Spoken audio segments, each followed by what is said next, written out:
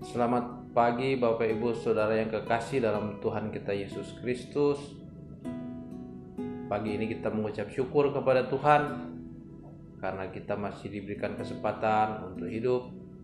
Tuhan sudah memberikan kepada kita hari yang baru untuk kita memulai aktivitas di sepanjang hari ini. Sebelum kita memulai pekerjaan atau aktivitas kita akan mendengarkan firman Tuhan. Mari kita berdoa. Tuhan Allah Bapa di sorga, di pagi yang indah ini kami datang menghampiri hadirat Tuhan, mengucap syukur atas hari yang baru yang Tuhan anugerahkan kepada kami. Sebelum kami melanjutkan segala tugas pekerjaan aktivitas kami akan mendengarkan firman Tuhan. Kuasai kami dengan Roh-Mu yang kudus, agar kami memahami kehendak Tuhan dalam firman yang kami baca. Berfirmanlah ya Tuhan, kami anak-anak-Mu sedia mendengar. Dalam nama Yesus. Amin. Saya mengajak kita semua untuk membaca Alkitab yang saya ambil dari Perjanjian Lama, Kitab Yesaya pasal 6 ayat 4 sampai ayat 8. Yesaya pasal 6 ayat 4 sampai ayat 8 yang berbunyi demikian. Maka bergoyanglah alas ambang pintu disebabkan suara orang yang berseru itu, dan rumah itu pun penuhlah dengan asap.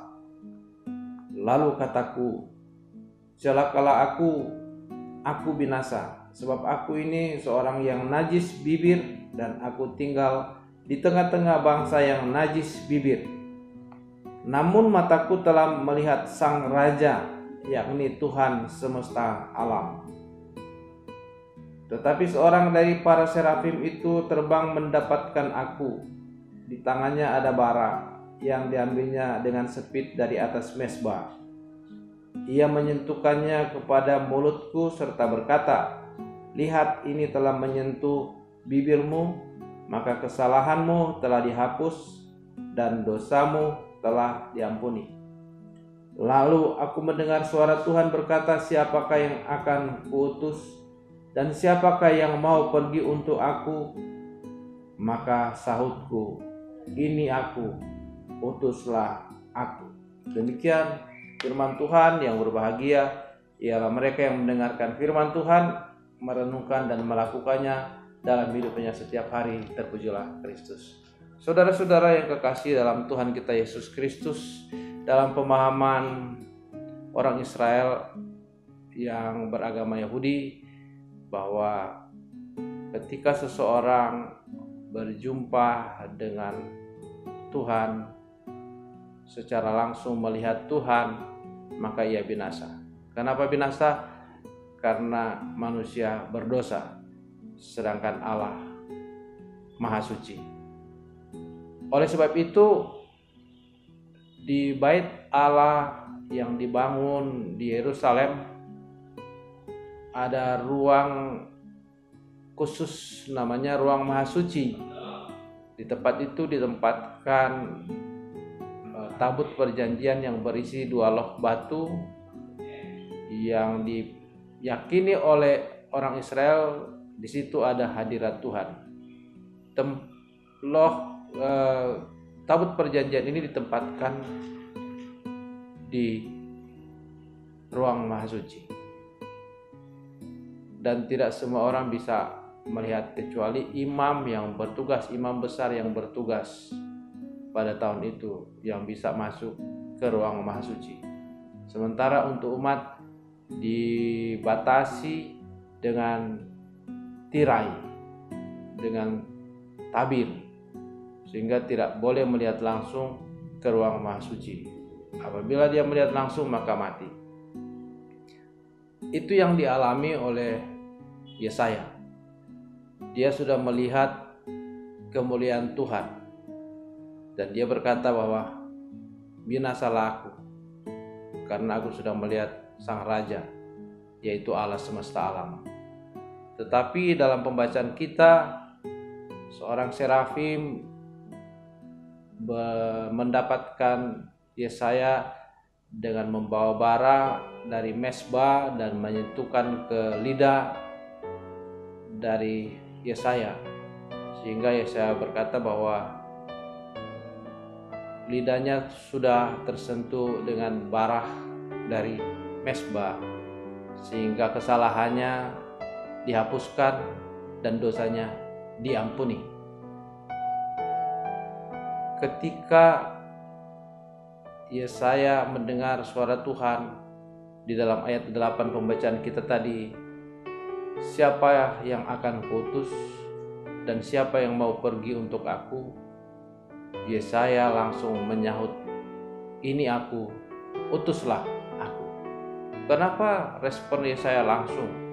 Padahal Yesaya sudah tahu panggilan sebagai nabi adalah untuk menyampaikan kebenaran firman Tuhan kepada bangsa Israel, bangsanya sendiri yang dikenal dengan bangsa yang keras kepala atau bahasa Alkitab tegar tengkuk. Sebetulnya banyak nabi yang dipanggil menolak, tetapi Yesaya kenapa langsung respon, ini aku, utuslah aku? Karena dia merasa seharusnya dia sudah binasa, tetapi Tuhan sudah menyucikan dia, menebus segala dosanya. Dia selamat, walaupun dia melihat Tuhan tetapi dia selamat. Begitu juga saudara-saudara, dalam kehidupan orang percaya saat ini, dalam kehidupan umat Kristen, banyak orang yang dipanggil oleh Tuhan, diutus oleh Tuhan untuk menjadi pelayannya, tetapi banyak yang menolak karena mereka belum merasa bahwa Tuhan sudah menebus dosa mereka, Tuhan sudah mengampuni dosa mereka, sehingga mereka menolak panggilan Tuhan.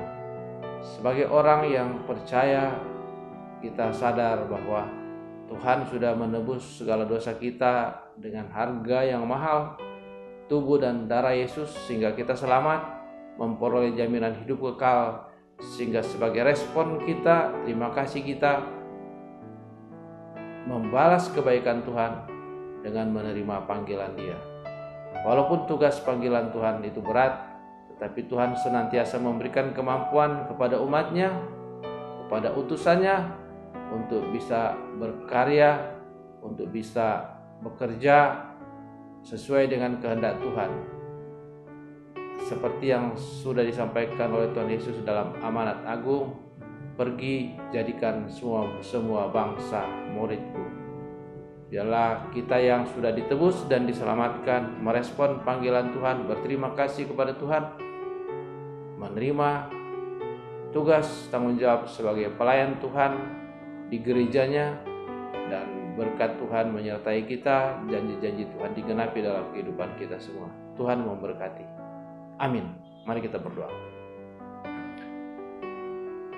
Kami datang lagi menghadap hadirat Tuhan mengucap syukur karena kami merasakan kasih Tuhan dalam hidup kami. Kami merasakan kebaikan Tuhan yang sudah menebus kami dari segala dosa kami, menyelamatkan kami, memberikan kepada kami jaminan hidup kekal. Terima kasih Bapa.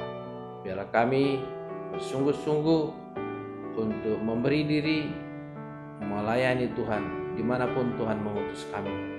Bapa, kami akan melanjutkan pekerjaan kami, aktivitas kami sepanjang hari ini. Sertai kami Tuhan, berkati kami agar apa yang kami lakukan berhasil. Inilah doa syukur kami, dalam nama Yesus kami berdoa. Amin.